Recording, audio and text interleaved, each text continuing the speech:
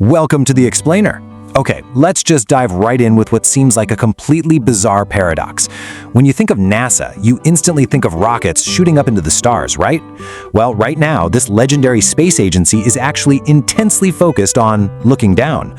And I mean straight down, literally 10 kilometers into the pitch-black abyss of Earth's oceans. So what secret is hiding in the crushing depths of our own planet that NASA desperately wants to uncover? Let's find out. To figure this out, we actually have to look just off the coast of Florida. Sitting 20 meters underwater is the Aquarius Reef Base, which is the world's only underwater laboratory.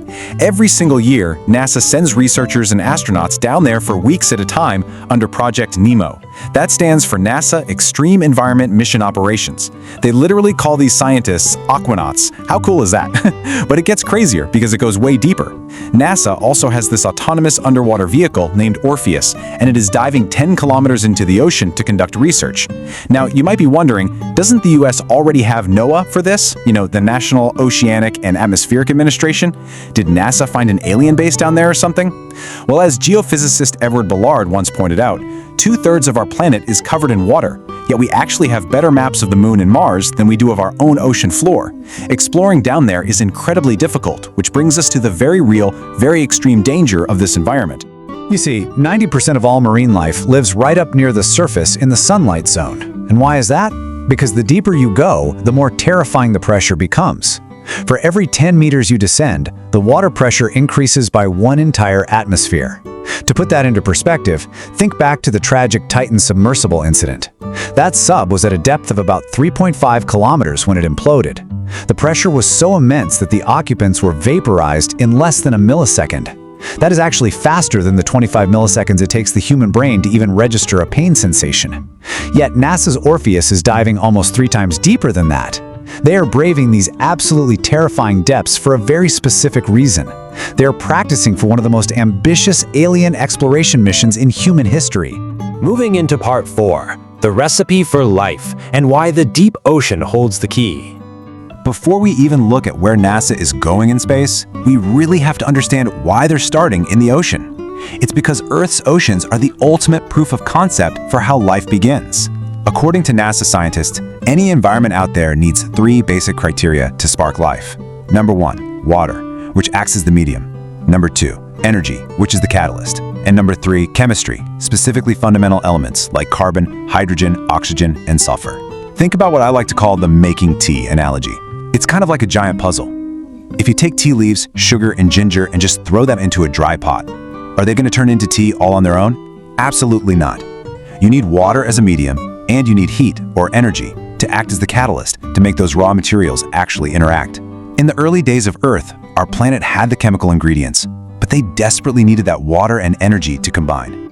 But wait, where exactly does energy come from at the very bottom of the ocean?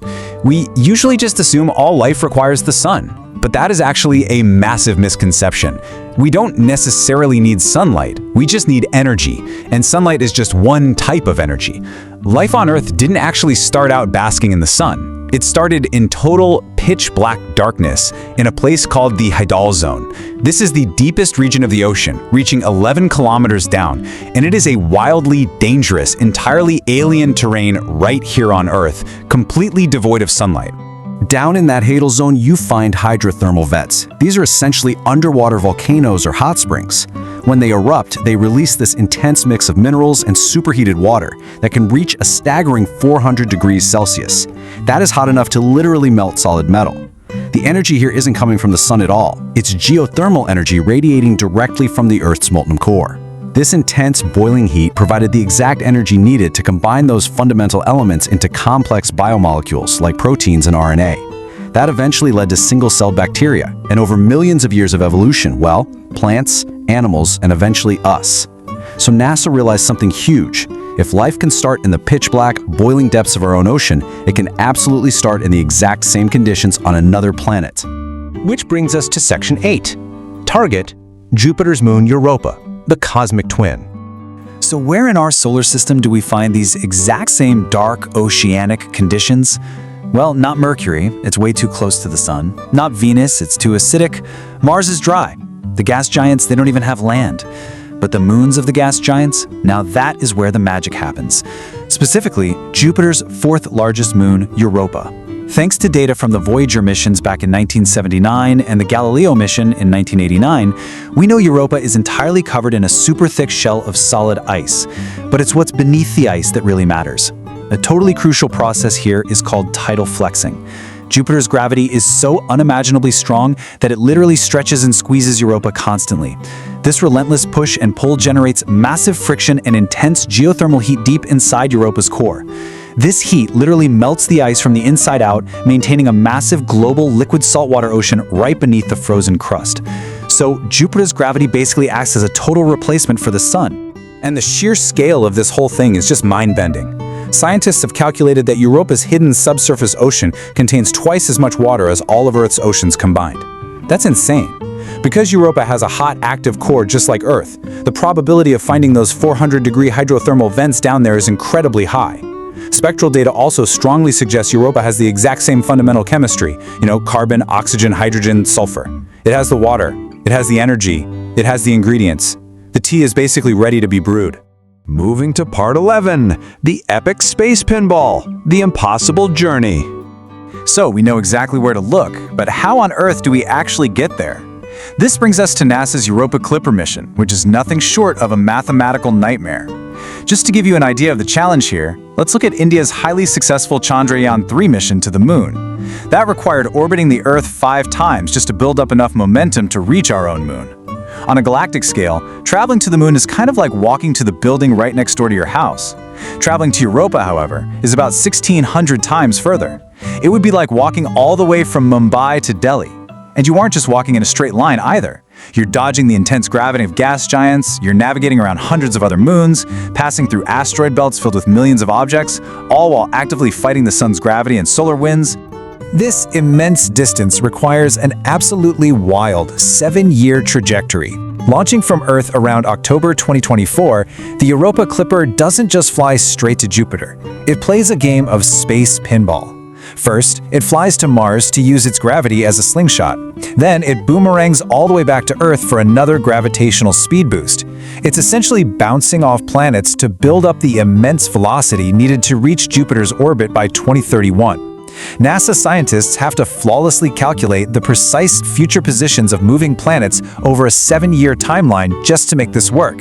And when it finally arrives, it has to perform these incredibly complex flybys of Jupiter's other large moons just to slow down enough to even enter Europa's orbit.